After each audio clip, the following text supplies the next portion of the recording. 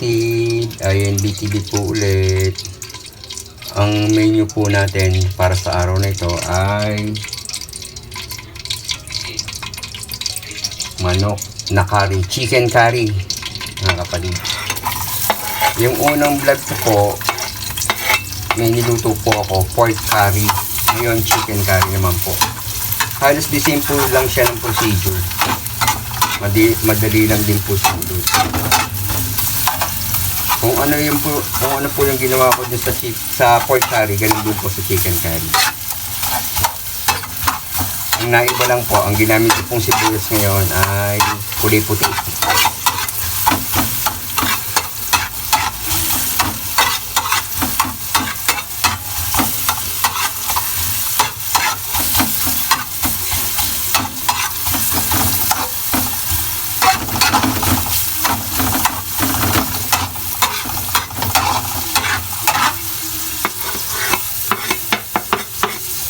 Bawang, tulis po.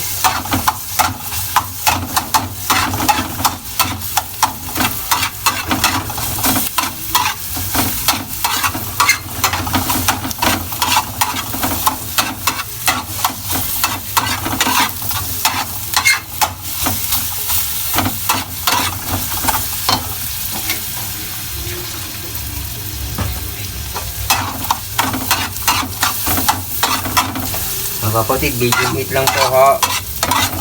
Bago na po yung kasul natin. Tumagal po siya ng 2 buwan at mahigit kalahati po. 2.5 months po ang tinagal ng ating kasul. Sa medium heat lang po na pagluluto. Malaking bagay din po yun.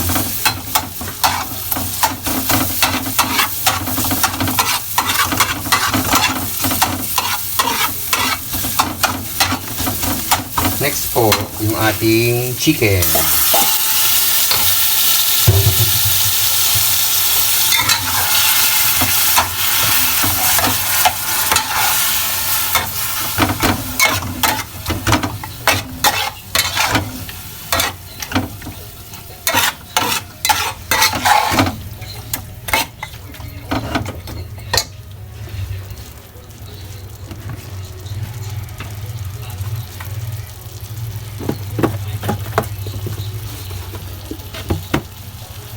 Lagyan po natin ng asin. Pwede rin po patis. Depende po sa inyong choice. Tapos po yung ating pamintang pino.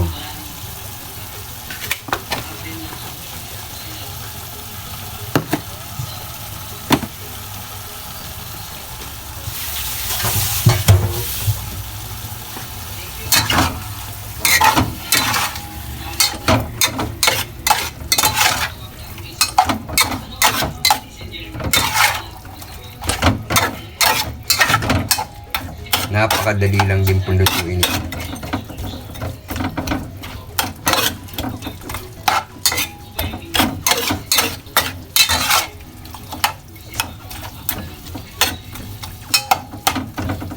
Next po, lagyan po natin ng tubig. Depende po sa dami ho, kung gusto niyo po may sabaw. Masarap po kasi ang chicken curry, medyo tuyo po. Kaya lang po, dahil sa may alaga po kaming hayop, sinasama na po namin sa sahog.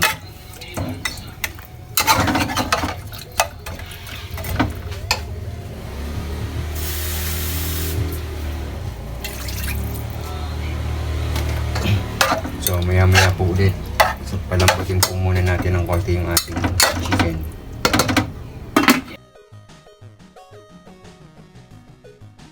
Yun, nakakalo na. Next po, ilagay na po natin yung carrots. Yung carrots po, hindi ko na po tinirito kasi manok naman po yung ano natin. So palambutin po natin ulit ng konti yung carrots. Yung chicken medyo okay na po kasi mabilis naman po lumambot yan. So maya po natin ilalagay yung ating patatas.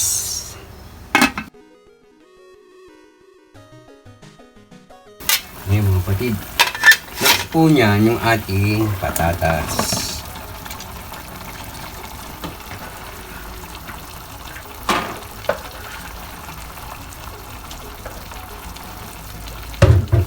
Dati po, yung unang niluto ko na pork curry, wala pong bell pepper. Ngayon po, lalagyan po natin ng bell pepper.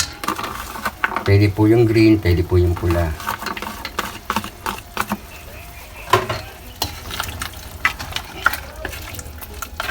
Hintayin po natin yung okay na po yung ating carrots. Medyo malambot na po. Patatas naman po.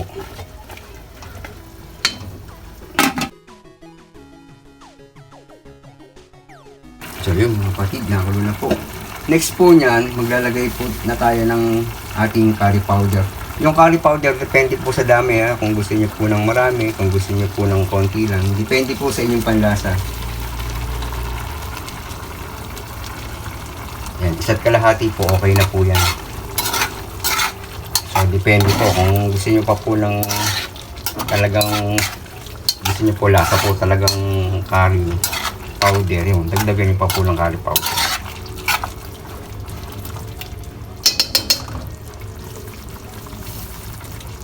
Yan, okay na po yan.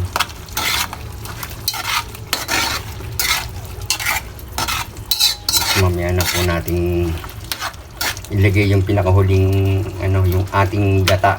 Isa po sa nakapagpasarap ng chicken curry o pork curry o beef curry ang gata. Maya po ulit.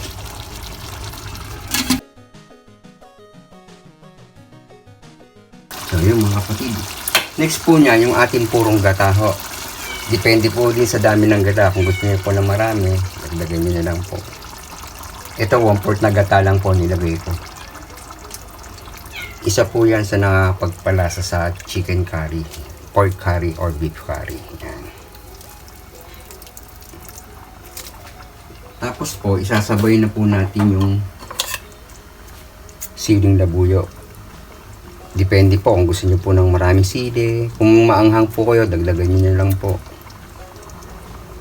Yung lasa po niya, okay na po. Yung alat, okay na po. Tsaka yung lasa sa curry, okay na po. So, patutuyuin na po natin ng konti yan.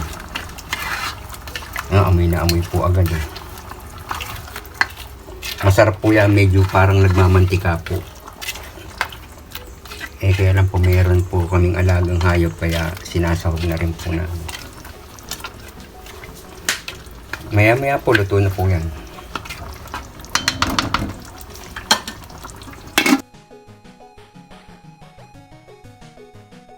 So yun mga kapatid, yung pulo na po.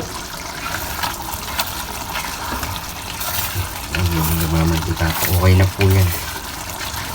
Luto na po yung ating chicken curry. Salamat po sa Diyos at meron naman tayong pagkain sa ating hapagkainan. So yun mga kapatid, kung nagustuhan niyo po, paki-like po, paki-share, paki-subscribe po ang ating chicken curry na niluto. Salamat po sa Diyos.